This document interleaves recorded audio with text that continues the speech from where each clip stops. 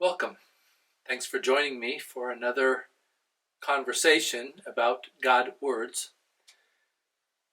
We say in the churches of the Reformation that there are three pillars that we build our ideas, our theology about God on: word alone, grace alone, faith alone. That it is God's word that alone is our authority, because it is God who speaks there. God is our authority, but he speaks through his word, the scriptures, to reveal himself to us and to teach us of what it means to be in fellowship with him and how that happens. Grace alone, and grace is the word that we're going to look at today, has to do with God and how he acts for us on our behalf. Faith, we've talked about faith already. Faith alone, that there must be a faith response, recognizing that faith is not something we have in ourselves, but something that God gives to us.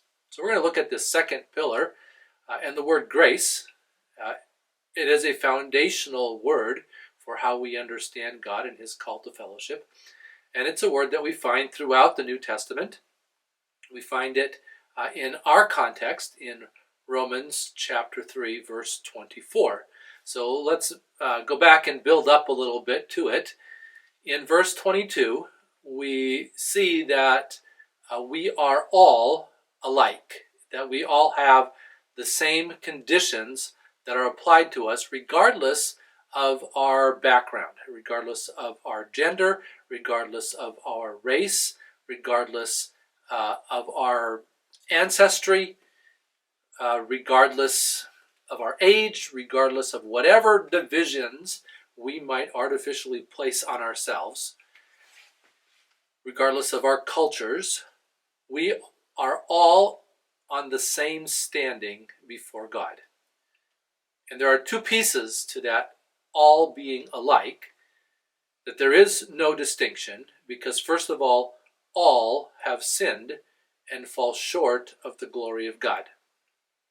And then secondly, the only way that any of us can come into fellowship with God, and we are all alike in this manner also, is that God justifies us as a gift of his grace. And so here we come then to this word grace. We've talked about what it means to sin. We've talked about what it means to fall short of the glory of God. We've talked about what it means to be justified. And now we recognize that being justified, being declared not guilty of the sin that is ours and that separates us from God, is possible only because of who God is and how he extends to us. And another word that we can use instead of grace is favor. So we use the word favor probably more than we use the word grace in our everyday interaction with each other. I'm quite sure that I have often asked somebody to do me a favor, or very likely somebody has asked me to do them a favor. So when we think of doing somebody a favor, we're recognizing that there is no merit here, that I don't deserve. What I am asking somebody to do, when I ask them to do me a favor, is not because I've earned it, not because I deserve it, not because I've merited it, but I am relying on that person's good grace. I am asking that person based on, I suppose we might say, a generosity that is within them to do something for me. And I think we can apply that idea then, although on a much larger scale, to what God has done for us. We are sinners and sin and do not deserve to be in God's presence. We hope that we can be, and I would expect that we want to be, that if we believe in God We believe that after this life, there is a presence with God. We call that heaven, that we want to be in heaven. If we believe in heaven, we want to be there. And we can't be there because of our sin. So in order for us to be there, in order for us to be acceptable in the presence of God, to not fall short of God's glory, to be acceptable in his presence, then we need to be forgiven of our sin. We need to be justified. We need to be declared not guilty of our sin. We need to be pardoned. And this happens for us, not because we merit or earn it or deserve it, but because God is a God of grace. God is a God who shows favor. So we then understand that God sees something in us of value, not that we have value in ourselves, not that we can earn anything or do anything or even reason our way into God's good graces, but that because he made us and because he loves us, he wants us to be in fellowship with him. He wants that fellowship to be true for us now.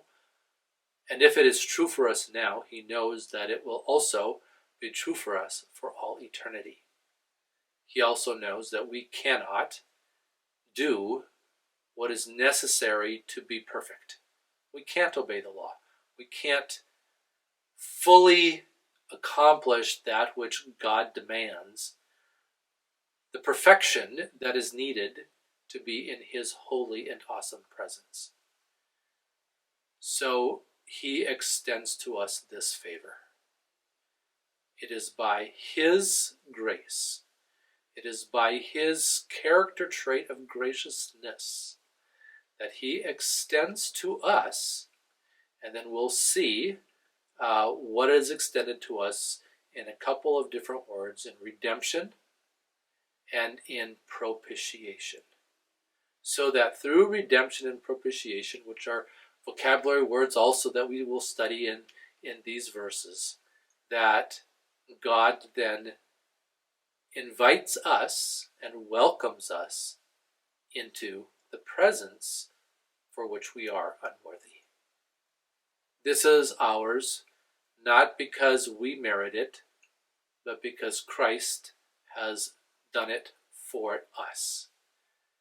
God gives us all that is his, specifically and particularly righteousness, the declaration of innocence, acquittal, pardon for sin, so that we can have him, so that he can come and live, dwell in us, and so that we can know that when this life ends, by whatever means that happens for each one of us, it is not the end, and it is not a condemnation into eternal separation, but it is a welcoming into his eternal presence. What a wonderful gift this is. The gift of justification, because God is a gracious God. Thanks for being a part of the conversation. God bless you.